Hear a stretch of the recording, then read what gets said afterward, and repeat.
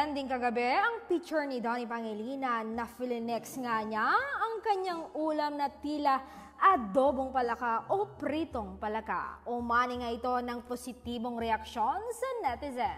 Say nga ng isa, say Coca-Colicious Donnie and his never-ending food trip.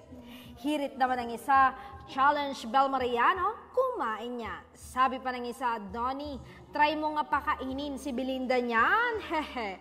I-content mo sa vlog mo, try exotic dish with Bel Mariano. Ala, mapapasubo ata ang aktres. Pero nakausap namin kaninang aktor, gusto rin daw ng aktres na tikman. Ay, bongga, kayang-kaya niya. Hindi talaga siya maarte, kagaya ng iba.